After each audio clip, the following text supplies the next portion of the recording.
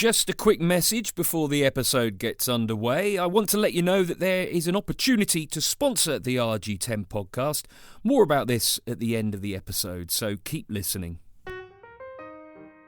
Welcome to the RG10 Podcast, brought to you by the people behind RG10 magazine.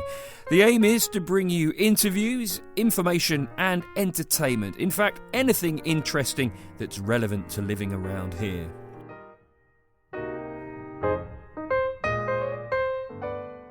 Wargrave Women and Girls Football Club started life back in the year 2000 when a teacher from a local junior school took a handful of girls for football training on a Saturday morning as they weren't allowed to join in with the boys. 22 years later and over 400 women and girls from under 8s all the way up to the women's teams play week in, week out, making it one of the biggest female-only football clubs in England.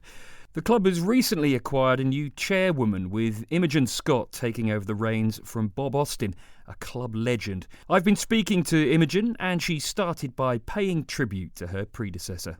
Firstly, Bob Austin has been the chair of this club for the majority of those 22 years, and all thanks must go to him for what he's done in terms of developing the club over the many years and the different, milestones in the club's history. So, you can imagine 4 or 5 girls to then get to first 50 girls, and then 100, 200, 300, 400. They've had all these big milestones in terms of growth of player numbers. But I guess alongside that, there's been a number of other things that the club are really proud of. So our president is the Right Honourable Theresa May, local MP. So she has been the club's president since she was Home Secretary back in 2013. So just what a delight to have an incredible ambassador and someone that does so much locally for raising the profile for girls and women, whether that's in business or in sport, absolutely fantastic.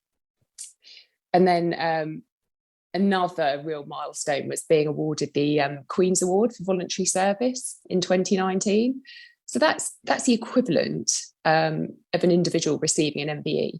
Absolutely the top award that a club can get, or a volunteer or not-for-profit organisation.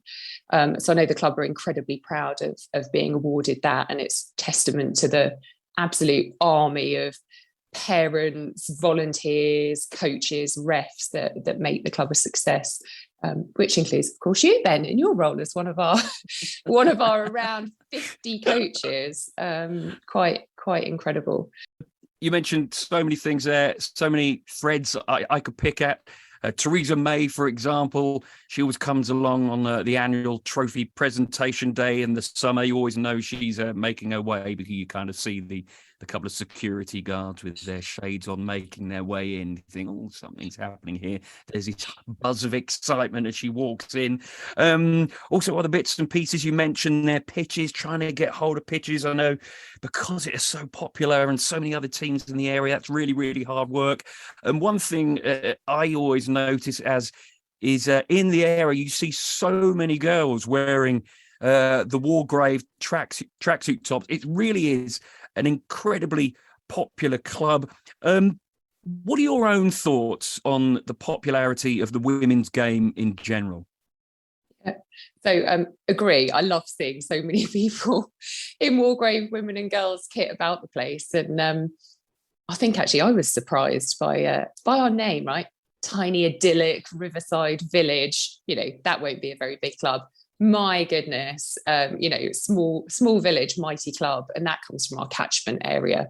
So given where we're based, we draw players from absolutely miles around, whether that's out Maidenhead direction, Reading, Caversham, Shiplake and Henley on the other side of the river. We have this enormous catchment of girls that travel to play for the club. So yeah, small but mighty is the kind of sense I get of this village name, that really doesn't do testament to the fact we still believe the club is one of the biggest female-only football clubs in the country, if not in Europe, which is just incredible, absolutely incredible. And I guess that talks to the popularity of the women's game in general at the moment. So what a fantastic time to be involved in women's football. I mean, everyone is still buzzing from the success of the Lionesses, what that will do not just for women's football, but women's sport in general. And I think it really has inspired, a whole generation of future players.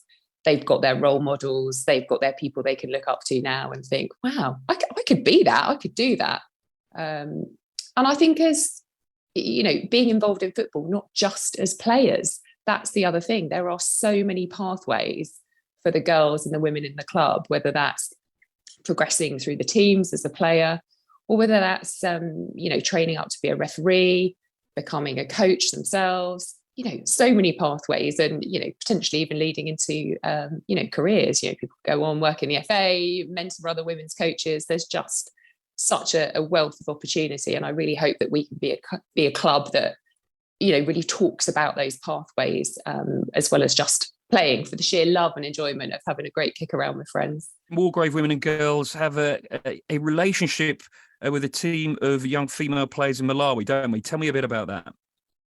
Yeah, it's been there for a number of years. We support a team in Machinga. I think I'm pronouncing that correctly.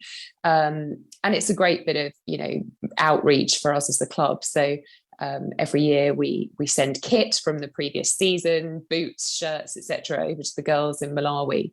And it's a delight to then see photos of them in the Wargrave kit that's travelled however many hundreds or thousands of miles over to Malawi and is still being put to great use over there. So it's a relationship we're really proud of, and one we'll look to build on more with our fundraising efforts to see how we can best support, raising the profile of women and girls footballs in all communities. My wife is a senior school teacher, and she said to me throughout the years when I've been saying we've got so many girls who play for us, we don't know how to fit them all into the teams. She'd be saying, you just wait until they turn 14, they turn 13, 14, 15. You're going to be thinking completely different way. You're going to be desperate for players. And I must be honest, they've turned 14 this year, and suddenly we're struggling a little bit. Not it's not that people have dropped out. It's just we're playing with, it's 11 aside rather than 9 aside. How do you reckon you can get over that hump, if you like, of players dropping out when they kind of approach those GCSE years? Yeah, great question. And I think it's tough. And, I'm sure that there's a number of people that have got theories as to why that happens, right? The obvious one being just the other things in life get a bit more interesting, right? Social lives, things that go on, beyond the football pitch. But I think going back to what I said before about the friendships that the girls can form through their teams, if we can continue to build that real kind of, connection and friendly atmosphere, it's something they still want to be part of going forward. And it's aspirational. As we said, they've got these role models now, these incredible women playing, whether it's at the national club level, but that's aspirational. That's cool to be that, right? It's now the thing you want to be, or can be the thing that girls want to be. So there's that. And I think, just small things. So what a number of the national clubs have now done in terms of stopping wearing white shorts, difficult topic for a podcast, but hey, let's go there. One of my questions was going to be the unique obstacles that women and girls football face, and that touches on it exactly. Yeah, so, there shouldn't be barriers to girls wanting to play as, they develop into young adults and into women playing the game, right? It should be just absolutely, an easy environment to be in. And we've got stories out there that are testament to the fact it is now. We don't have to wear white shorts on the pitch, and that might have been why someone didn't want to turn up, right? We started off as Wargrave Girls Football Club. It is now Wargrave and women. Sorry, Wargrave Girls and Women. You get the idea. We've got a W in there. It shows that there is that pathway to playing into adult football. And there's not just one team, there's 3 teams. There's a development team as well, which is, essentially, I know women who play for that team, people who've never kicked a ball before, and they might be my kind of age. That in itself is a really wonderful thing. I've kind of answered my own question there, but how important is that? Oh, it goes back to what I said about, if you can see it, you can be it, right? If you're in the, like our daughters under 12s, under 14s, you can see actually there's a path. I can carry on with this. This is something that I can do, even when I have moved on, got a job, for many years to come. So it's inspirational to see there's an opportunity there to carry on playing. And I want the same for the girls as my experience. And, by the sound of things, your experience, right? I grew up with sport from, playing a little local netball league on Saturday mornings as a little 7-year-old, right through school, university, and then as an adult. Most of my social life has been built around the connections that I have made through sport.